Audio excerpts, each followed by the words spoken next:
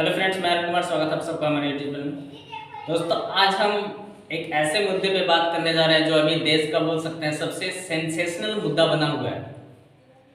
आप अगर अंदाजा लगा रहे हैं तो आपका अंदाजा सही है। हम बात करने जा रहे हैं महाराज धीरेन्द्र कृष्ण स्वामी, महाराज धीरेन्द्र कृष्ण जी का, जो अभी आज देश का एक ऐसा मुद्दा बना हुआ है जिसमें लगभग देश के सारे मीडिया कर्मी और साथ ही साथ में वो सारे लोग जो सनातन धर्म का विरोध या तो फिर एक तरह से हिंदू विरोधी हैं, ये सब आज मिल के इनको झूठ मक्कार साबित करने में तुले हुए हैं।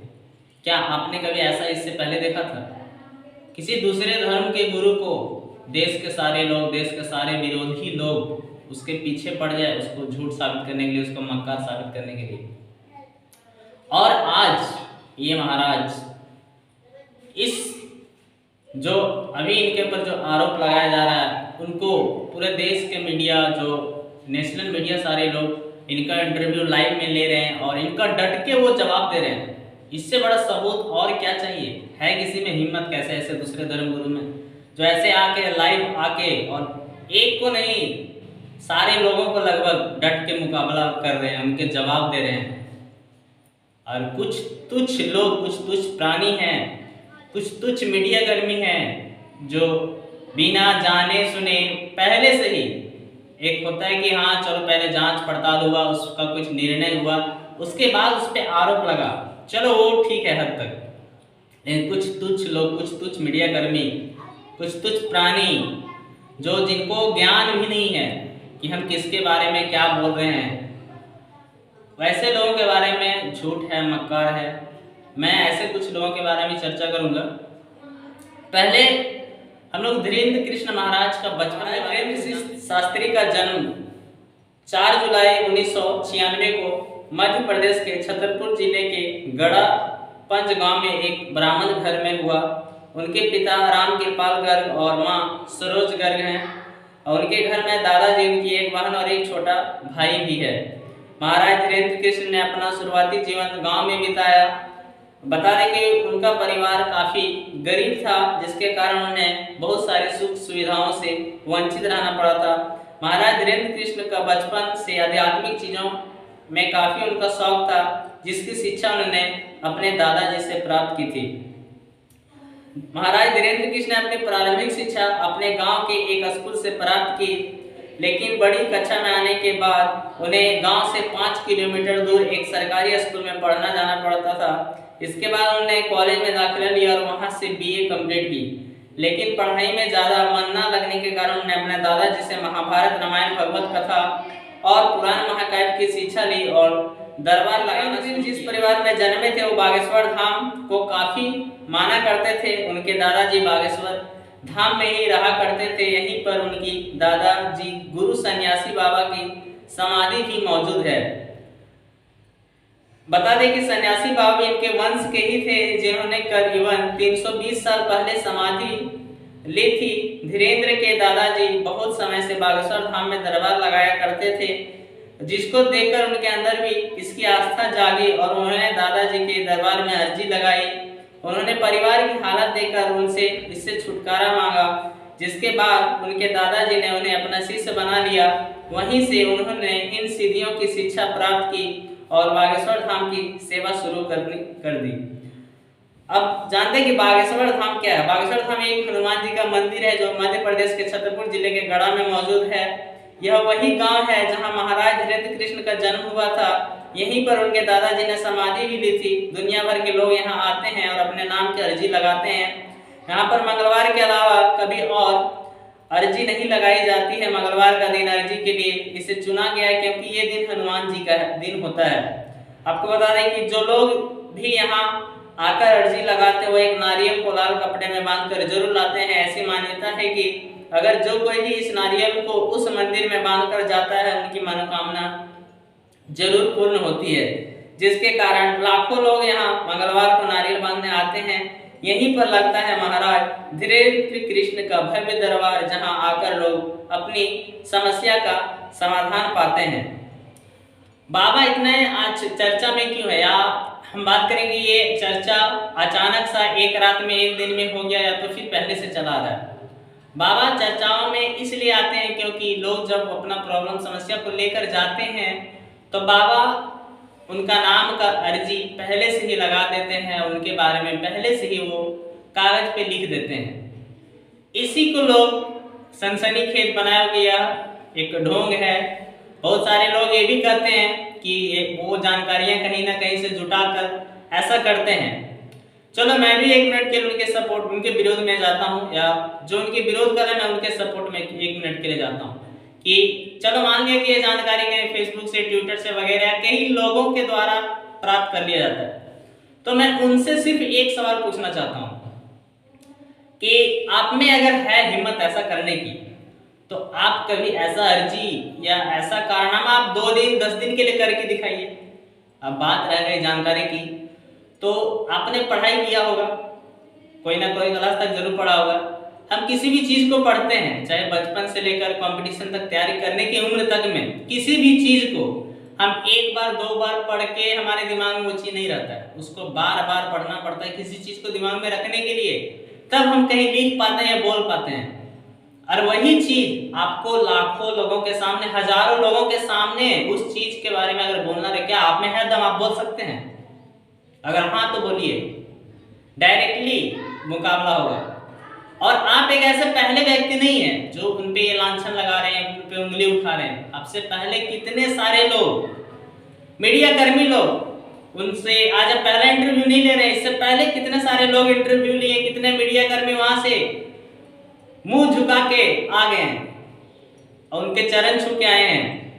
क्योंकि मानता हूं मैं वो चमत्कार है, क्या है, मैं अभी कोई तर्क नहीं देना चाहता हूं, लेकिन मैं तथ्य की बात करूंगा, कुछ फैक्ट की बात करूंगा कि वहां पे जो भी लोग जाते हैं वो सारे गवार अनपढ़ तो नहीं जाते, उनमें बहुत सारे लोग रहते हैं, विद्वान लोग रहते हैं, महात्मा लोग रहते हैं, कितने ज्ञानी ऋषि, कितने जो है अपने आप को मुनि मानते हैं, अपने आप को श्रेष्ठ मानते हैं, वैसे वैसे लोग वहां पे गए हैं और मैंने उनका जवाब देते सुना है, उनकी बातों का, उनका तर्क वितर्क का। कितने मीडिया कर्मी गए हैं। तो भाई आप ऐसा पहले नहीं हो, आपके जैसा जैसा कितने वहां पे गए, कितने वहां से आए हैं। और कुछ तुच्छ लोग हैं, कुछ तुच्छ प्राणी लोग हैं जो उन्हें आज ये सबूत मांगते हैं। ये वही लोग हैं जो राम का होने का भी कोई दिन सबूत मांगे थे, आपको याद होगा ये बात को। हमारे लिए हमारा धर्म से बड़ा आज तक किसी के धर्म का कोई सबूत है ही नहीं, हमें सबूत देने की जरूरत है। और दूसरे धर्म के लोग क्या सबूत दिए हैं कभी? अल्लाह होने का, या दूसरे बोलूंगा तो कुछ लोगों को बुरा लगेगा, लेकिन बात जो आती है तो वहां पे कुछ तर्क वितर्क, क्या दूसरे धर्म के लोगों ने कभी यह बोला है कि मुझे उसका होने का प्रमाण दो? नहीं ना, कभी सुना है? क्या कभी दूसरे धर्म के गुरुओं को पूरा देश का लोग, किसी देश का मीडिया लोग ऐसा है वैसा है, कभी उससे सवाल किया है? नहीं। हमेशा टारगेट में ही सनातन धर्म ही क्यों? मानता हूं कि कुछ लोग होते हैं बुरे और उनका समय आने पर उनका पर्दाफाश भी हो जाता है, लेकिन भाई उनमें ये क्वालिटी नहीं है जो क्वालिटी इनमें है। आप में क्वालिटी है, उनके वहां पे रिश्तेदार नहीं होते हैं, उनके उनको मानने वाले ये नहीं होते कि हाँ हम आपके नीचे हैं। वो लोग होते हैं जिनमें एक भक्ति का भाव होता है, जिनमें कुछ दर्द पीड़ा होता है, तकलीफ होता है, वैसे लोग अपना अर्जी लेके जाते हैं। और वो ऐसे लोगों को चाहे जो भी हो उसका तकलीफ दूर हो रहा है, लोगों पे आस्था है, भक्ति है, और तुम जैसे लोगों को क्या सबूत देने की जरूरत है? क्या तुम हो कौन? कोई धर्म का ठेकेदार हो तुम जो तुम्हें राम का होने का सबूत चाहिए? बाबा ये उसको सबूत चाहिए, तुम्हें गलत है उसका सबूत चाहिए। तुम प्रमाणित करो ना गलत है, सबूत लाओ, फिर कानून है उसका दंड देने के लिए। ऐसे ही बिना तथ्य के, बिना सबूत के कुछ प्राणी लोग ऐसे वैसे, कुछ मीडिया कर्मी या कुछ यूट्यूबर, कुछ फेसबुक वाले लोग हैं जो, मैं एक का अभी बताता हूं, मैं ज्यादा का नाम तो नहीं लूंगा। एक नाम है मीडिया एक्सपोज, उनका एक थंबनेल टाइटल क्या लगा हुआ देखिए, ये बेहुदा कहेंगे इसे, जितनी भी गाली दी जाए वो भी कम है। ये है क्या? ये इसके जैसे लौंडे उसके इर्द गिर्द में बाजू में घूमते हैं, और इसके जैसे कैसे कितने महान पत्रकार, ये तो तुच्छ तुच्छ है उसके सामने। कितने महान महान पत्रकार वहां जाके, एबीपी न्यूज वाले और भी बहुत सारे, आज तक वाले, कितने नेशनल न्यूज वाले जाके वहां से वापस आ गए हैं। देवेंद्र फडणवीस, मनोज तिवारी, कितने लोग, कितने कितने महान लोग। ये तुच्छ प्राणी, इनका क्या थंबनेल मैं बताता हूँ। बागेश्वर धाम वाला फर्जी बाबा हुआ फरार, अंधविश्वास फैलाकर लोगों को बना रहा था बेवकूफ, खुल गया पोल। बताओ, इसके जैसे चूतिए लोग उसका पोल खोलेंगे, ये है क्या। इनका एक और थंबनेल देखिए क्या है, कितना हिंदू विरोधी है उसके। आप देखिए, मोदी और योगी पर जमकर बरसी महिलाएं, बोली जिससे पत्नी नहीं संभली वो देश क्या संभालेगा। ऐसे बेहुदा लोग का न्यूज देखते हैं, चैनल देखते हैं, ऐसे बेहुदे लोगों का ये है क्या, ये तुच्छ प्राणी। उसके जैसे जैसे तो कितने उसके चरण स्पर्श, चरणों के धूल के बराबर भी ये नहीं है। थोड़ा सा यूट्यूब फेसबुक में क्या मिल गया नाम ख्याति तो अपने आप को बहुत महान समझने लगा, लेकिन उसके सामने ये है क्या। आप सोचिए कि उनको, उनमें जो ये टैलेंट है, लाखों लोग, एक नहीं हजार लाखों लोग उनके सामने रहते हैं, लाखों लोग सवाल करने वाले होते हैं, उनका जवाब देते हैं। है आप में दम कि ऐसा कारनामा आप सिर्फ 10 दिन के लिए, 2 दिन के लिए करके दिखा दिए तो मैं मान जाऊंगा और वहां पे मैं खुद आऊंगा। आप में है पावर तो डायरेक्टली आप उनसे सवाल कीजिए। अब बिना जाने, बिना सबूत का कोई भी तथ्य मत निकालिए, कोई भी बिना सबूत का किसी को ये है वो है, झूठ है, मक्कार है, आपको कहने का अधिकार है ही नहीं। और आपका वजूद है क्या उसके सामने। हमारे धर्म के बारे में लोग सबूत मांगते हैं, प्राचीन सबूत। मेरा धर्म के बारे में, धर्म से ज्यादा प्राचीन सबूत कोई दुनिया का कोई भी धर्म में है क्या। आप ये प्रमाणित करके दिखा दीजिए। सिर्फ कागजों में लिखा हुआ मिलेगा, लेकिन हमारा धर्म का साक्ष्य प्रमाण है जो लाखों करोड़ों वर्ष पहले से अभी तक मौजूद है।